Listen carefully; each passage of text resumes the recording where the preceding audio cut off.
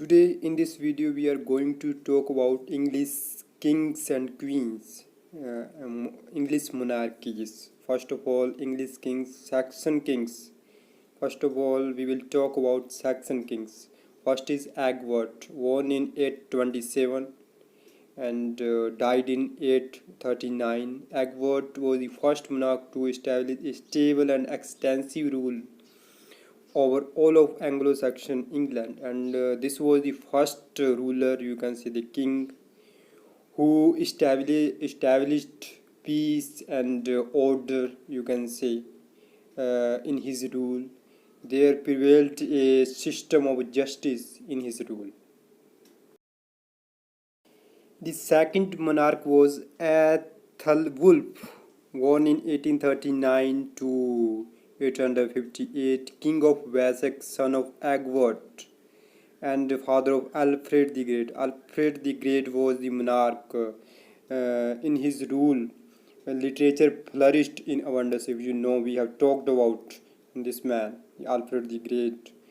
In 1851, Aethelwulf defeated a Danish army at the Battle of Oakley, and he defeated Danish army at the Battle of Oakley, while his eldest son Aethelstan fought and defeated a Viking fleet, and his eldest son, whose name was Aethelstan, who also fought and defeated a Viking fleet of the coast of Kent, is what is believed to be the first naval battle, and this is believed to be the first naval battle in recorded English history.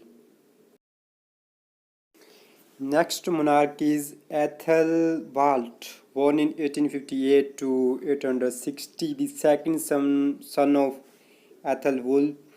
Aethelbald was born around 834, and this was his reign. And he was the second son of Aethelwulf, and he was born around 834. Next ruler is Aethelbert, born in 860 to 866. It was his reign period. Became king following the death of his brother Aethelbert. Please don't confuse yourself with the letters of their names, because they are more or less they are same. And became king following the death of his brother Aethelbald, and when Aethelbald died, this man became the king. Like his brother and his father, Aethelbert was crowned at Kingston-upon-Thames, and this man was crowned at this place, Kingston-upon-Thames. The next ruler is AETHELRED. His time period of reign is 866 to 871. Aethelred succeeded his brother Aethelbert. After his brother Aethelbert, he became the ruler, the monarch.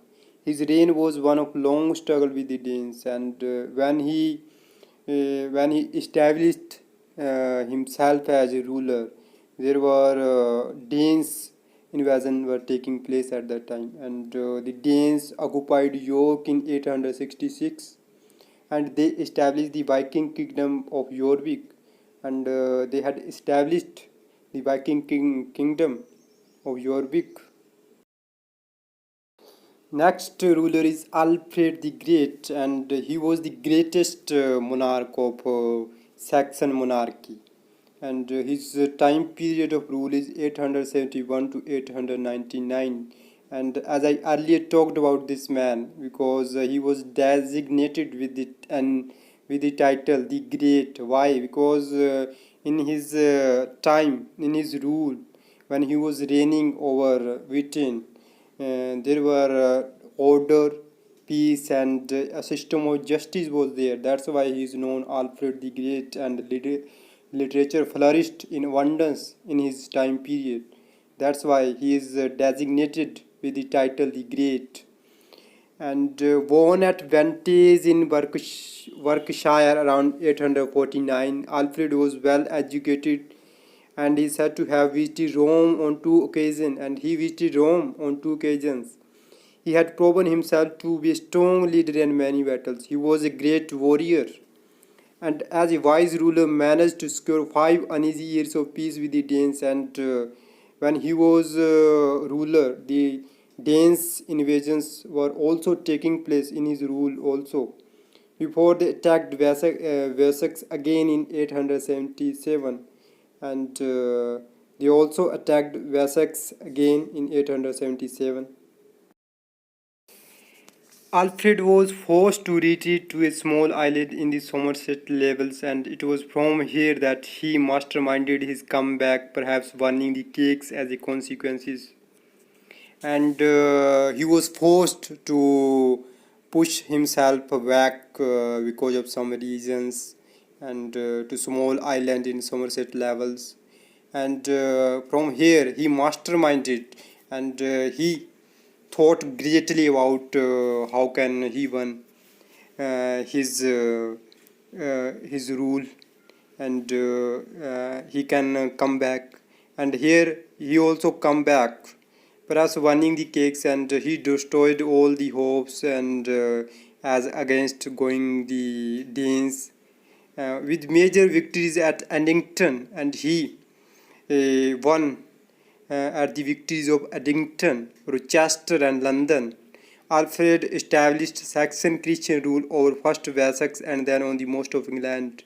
Then he established Saxon Christian rule first in Wessex, then on to the most of England. To secure his hard-won boundaries, Alfred founded a permanent army and an embryonic Royal Navy, and he won the battle with Danes and established well-built boundaries, and founded a permanent army, named him embryonic Royal Navy. Embryonic means the first stage, the beginning of something, the first Royal Navy, you can say.